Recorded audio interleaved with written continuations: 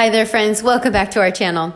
Undoubtedly, the hottest news recently is the latest developments on how Harry and Meghan are speaking out politically, how long they've violated the royal taboo, and in this video, we keep sending you news. The Queen must order Meghan and Harry to renounce royal titles before further damage. For anyone who doesn't know yet, Meghan Markle and Prince Harry are facing a mounting backlash for making a statement on U.S. politics in a recent video. By openly discussing the November U.S. presidential elections and calling on Americans to vote, the Duke and Duchess of Sussex have been accused of crossing a line, and they've been told they must immediately renounce their royal titles to prevent causing further damage to the Queen's reputation.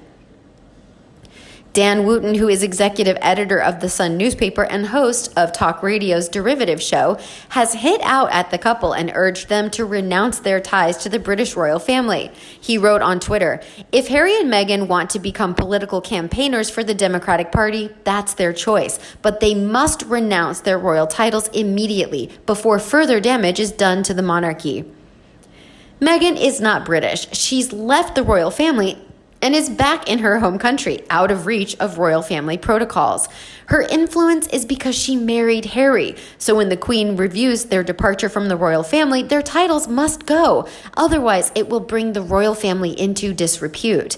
Meghan never intended to stay in the UK or adhere to the constraints of the royal family. She is a liability and on a mission, and her newly gained status gives her the platform she craved and blows the consequences.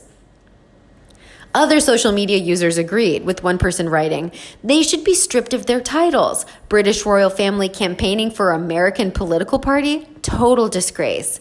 Another person wrote, "While they left the UK for privacy, this present political platforming is another matter entirely, and it's unacceptable for Harry to continue in this disrespectful way towards Her Majesty the Queen."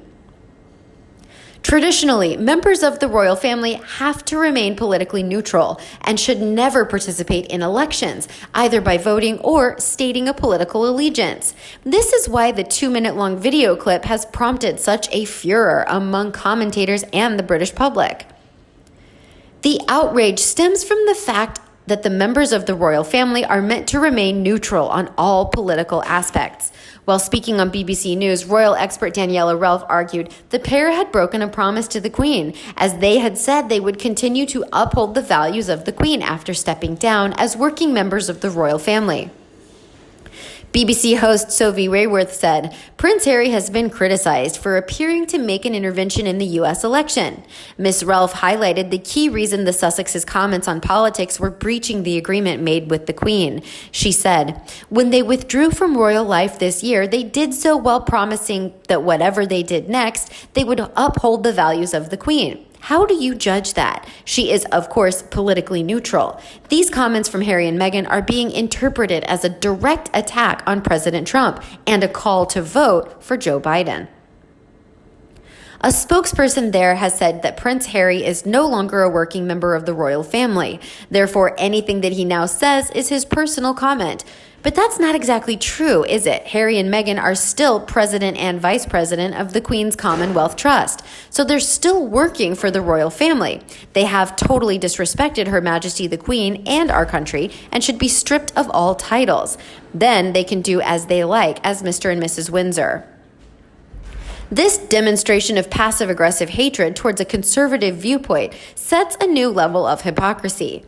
Harry himself is the product of no allegiance to anything but pure self-interest and the possession of powers, retained at the point of a gun, the fleet of battleships, and often the execution of the unreasonable war, subjugation, and slavery. As for Meghan, she voted by raising both legs in the air, knowing full well her future was never going to be the same, no matter any election result any place in the world. Meanwhile, a fan wrote on Daily Express, "Since we can't comment on the court case article, Markle has been ordered by the court to supply all FaceTime, text, and WhatsApp data and info to the court. I bet she refuses and drops the case because they'll all prove she was not only involved in the book, but that she is at least one of the 5 friends she throws under the bus without naming them to protect their privacy. Can't wait for everything to explode in their faces, especially hers, to show what a lying, manipulative narcissist she really is. For the sake of her political future, she needs to be unhampered by a title, so the Queen will be doing everyone a favor by helping them get rid of theirs. They can thank the Queen very much for releasing them properly from the awful constraints of the royal family. Oh, and stop all money flowing their way. They want to be independent. I just read that the wife is articulate. I think whoever said that must mean she talks a lot of nothing and does nothing. However, one royal expert has claimed the couple's latest appearance in this clip sees them reject the royal rule of remaining politically neutral.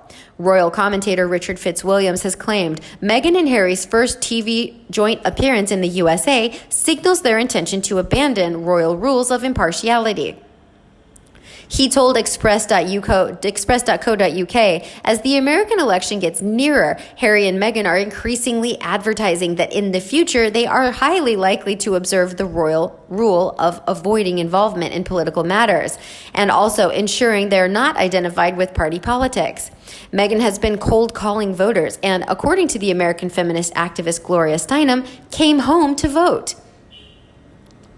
She was also involved in Michelle Obama's When We All Vote initiative in August, which reached out to women voters in what was obviously interpreted as seeking support for the Democratic cause.